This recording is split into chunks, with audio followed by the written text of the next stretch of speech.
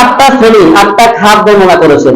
এই 8 খাতের বাহিরে, 8টা শ্রেণীর বাহিরে কোথাও ফিতরা যাকাত দিলে আদায় হবে না। পবিত্র কোরআনুল কারীমের সূরা তাওবা আয়াত নাম্বার 60 আল্লাহ তাআলা বলছেন, ইন্নামাস সাদাকাতু লিল ফুকারা'i ওয়াল মাসাকিনি ওয়াল আমিলিনা আলাইহা ওয়াল মুআল্লাফাতি কুলুবুহুম ওয়া ফির রিকাবি ওয়াল গারিমিনা ওয়া ফি সাবিলিল্লাহি ওয়া বিনিস সাবিল ফারিকাতাম মিনাল্লাহ আল্লাহু আলিমুন হাকীম। জোরে বলুন আল্লাহু আকবার। আল্লাহ তাআলা কি বলেছেন? ইন্নামাস সাদাকাতু লিল ফুকারা। এখানে ছাত্ররা আছে, এখানে লামটা লিল ইখতিসাস। যারা কওমি মাদ্রাসায় পড়েন, নাহমুল পড়েছেন, তারা বুঝবেন লিল ফুকারা অর্থ হচ্ছে ইখতিসাস লিল ফুকারা।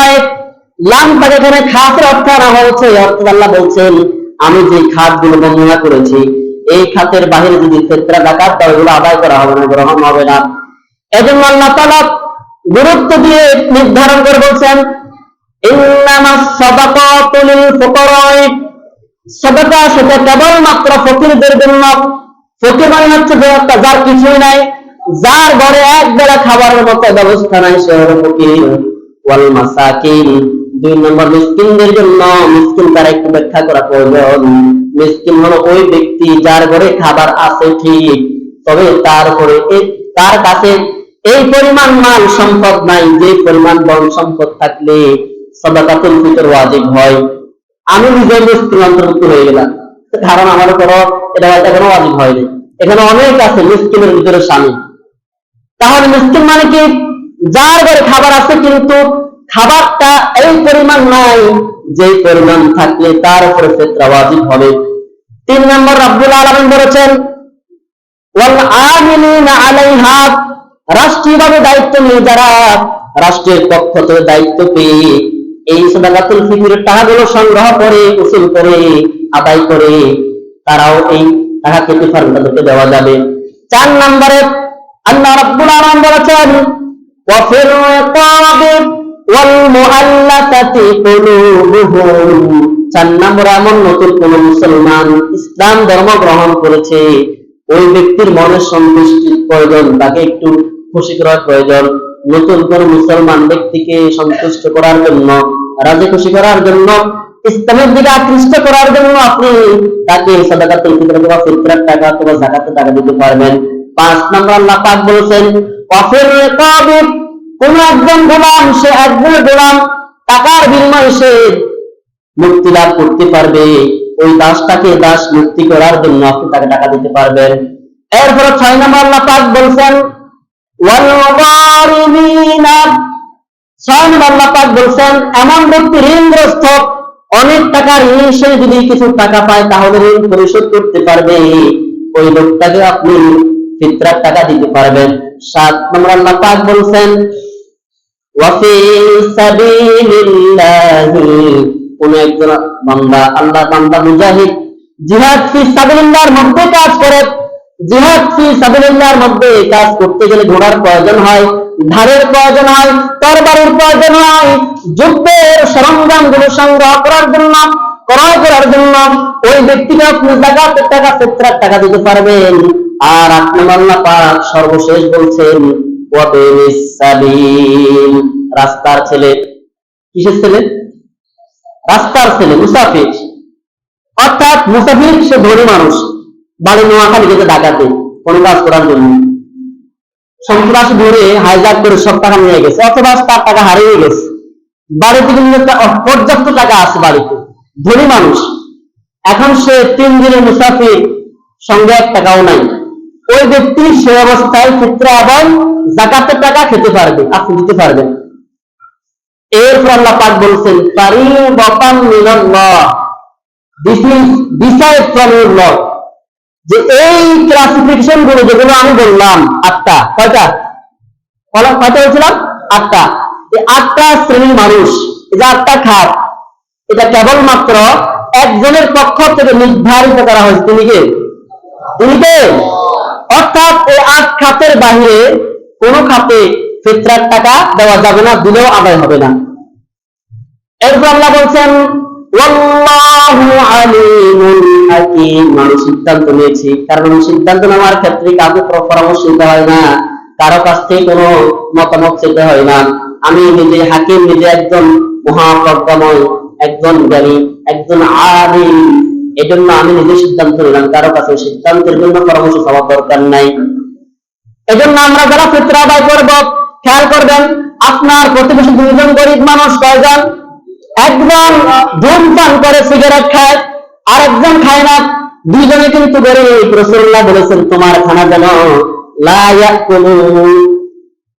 ইয়াকুলু তুআমাকা ইল্লা তাকিয়ুন, নবী বলেছেন তোমার খানাটা যেন ভালো মানুষ ছাড়া খারাপ মানুষ না খায়।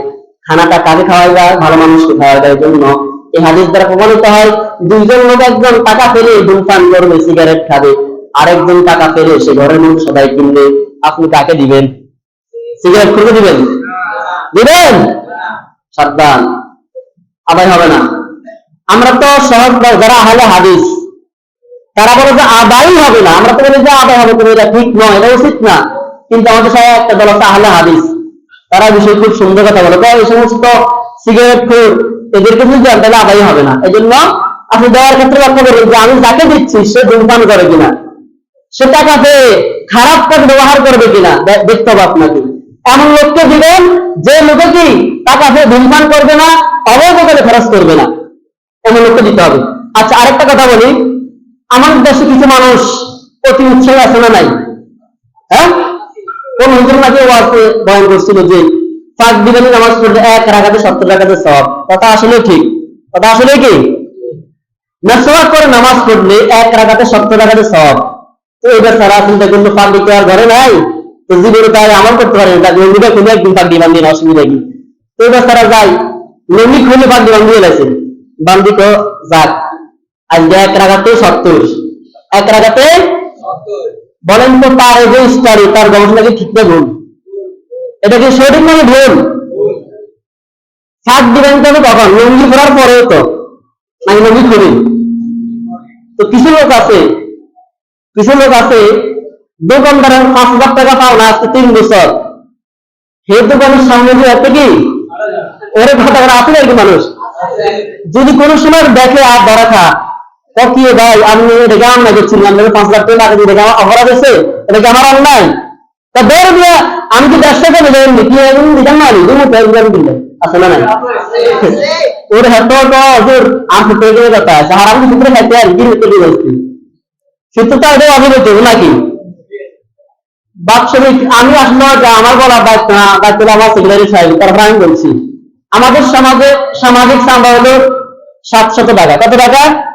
700 টাকা এবং 8 চাউল আমাদের সমাজে। এটার চেয়ে অনেক নিম্নমানের সমাজ আমাদেরটা, চরাঞ্চল সমাজ। সেখানে যদি আমরা আলহামদুলিল্লাহ আমাদের কোনো বকেয়া থাকে না, আমরা বছরে ছাওয়ার আগে দিয়ে দিই, চিন্তা করি চাইলে তো আমি সফল হয়ে গেলাম, চাইলে কেন সে আমার কাছে। তো আমি দেখলাম এখানে আমাদের প্রায় সময় নাম ঘোষণা করে 350 টাকা 1 বছর। আমি চিন্তা করি চাল দৈনিক 1 টাকা করে পড়ে না, পড়ে নাকি?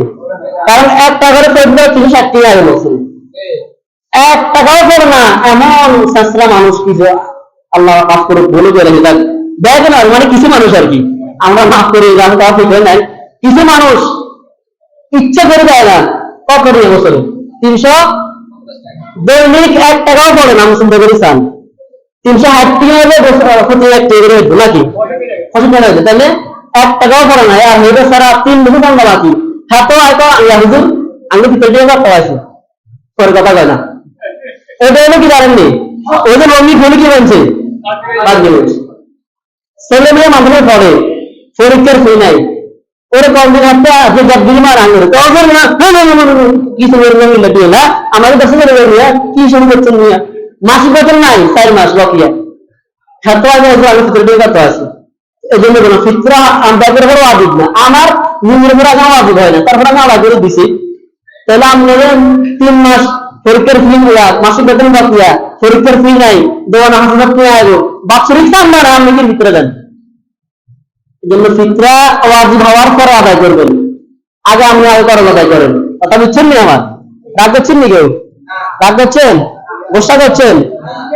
আচ্ছা যাক, তো কথা বললাম খুব গুরুত্বপূর্ণ ইম্পর্টেন্ট কথা, এই জন্য বললাম।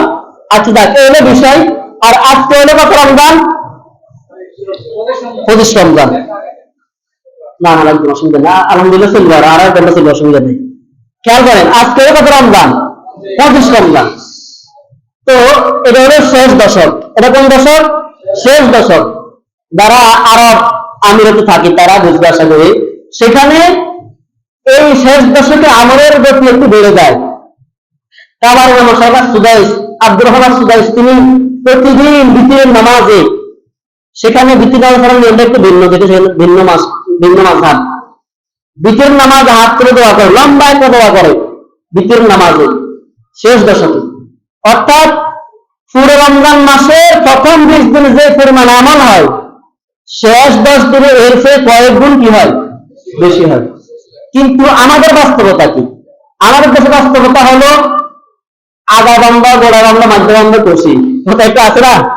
হ্যাঁ, আগা বান্দা গোড়া বান্দা মাঝে বান্দা কষি আছে না? কথা একটা কিছু লোক আছে রমজানের প্রথম 4-5 দিন তারা নামাজ পড়ছে, মাঝখান দিয়ে মসজিদুল্লাহ কোনো সম্পর্ক নাই, তালাক দিয়ে রাজি মসজিদের 3 তালাক দিই, তালাক মোকাল্লা দূরে আছে, কিন্তু ফরম করতেছে। আবার শেষের যখন 27 কোন দিন, সেদিন যে আবার মাদক গামছা আমি ঢুকবো, বাবার কি বাদক এবার ঠেলা, যে অক্সিজেন সংসার চলে নিয়ে জায়গা আনা, কার ঠেলাই? যে নিয়ে 27 দিন আছে নিয়ে ঠেলাই জায়গা ব্যবসা হারান হুজুরের সামনে খাবো ইনশাআল্লাহ, সামনে চলে যাই। আর হ্যাঁ, এটা কিন্তু আবাদত না ভাই, এটা দেখলে শতানো হাসতানে তো আহারে এই রমজান মাস আর না বান্ধে রেখছে, আর তোরা তো আমার কাজটা করতে আসছ। শতানে কি কয়? ও আল্লাহ আমার বান্ধে রেখছে রমজান মাসে, আর আমার দায়িত্ব কিন্তু চলতেছে। কি কয়? আমার দায়িত্বটা কি বন্ধ না, যদি চলতেছে। শতানে মুসলিম আসে আর খুশি যাক, দেশে এখনো মানুষ, এখনো আমার বন্ধু বান্ধব এখনো আছে আলহামদুলিল্লাহ। কে কয়? শতানে কয়। তো নামাজটা আমরা এই যে বলছিলাম শেষ দশক, শেষ দশকের তারা আমল নিয়ে ব্যস্ত, আর আমরা শকুন নিয়ে ব্যস্ত। এখন আমি খেলাটা জানাতাম, যেমন পুরুষ তেমন মহিলা, বরং পুরুষের চেয়ে কয়েকজন বেশি আমাদের মা বোনরা আছে না নাই? এই জন্য এটা নিঃসন্দেহে একটা দুঃখজনক বিষয়, লজ্জাজনক বিষয়। রমজান মাসটা শপিং করার মাস নয়, ভালো ভালো খাবারের মাস নয়, ইবাদতের মাস। আর 5 দিন পরে কি এটা থাকবে না? চলে যাবে ভাই। এই জন্য পায়ে হাত ধরে বলছি, যুবক ভাইয়েরা পায়ে হাত দিয়ে বলছি, এই যে কত মানুষ সবাই এলাকার মুসল্লি, তারা বেশিরভাগ 1 কাতার 1.5 কাতার হয়, বলেন এই মাসটাকে আপনি আর পাবেন? এমন তো হতে পারে আপনার জীবনের শেষ রমজান। এমন কি হয় নাই যে এখানে গত বছর রমজান ঈদের নামাজ পড়ছে, তারা পড়ছে, এই রমজান আগে সে বিদায় নিয়েছে? আমার হয় নাই? হয় নাই? শুধু ভুলে ভুলে গেছে, তো আমি নাই গেছে ভাই। এই জন্য আপনার জীবনের শেষ রমজান মনে করে আজকে 25 রমজান শেষ হয়ে যাচ্ছে, বাকি আর 4-5 দিন বাকি আছে। অনুরোধ করছি, রিকোয়েস্ট করছি, সময় নষ্ট করবেন না। আল্লাহ পাক সকলকে, আমাকে সকলকে দিনের বেলা রোজা এবং রাতের বেলা আপনার কিয়ামুল লাইল, তাহাজ্জুদ, তারাবিহ আদায় করার তৌফিক দান করুন। ওয়া আখিরু দাওয়ানা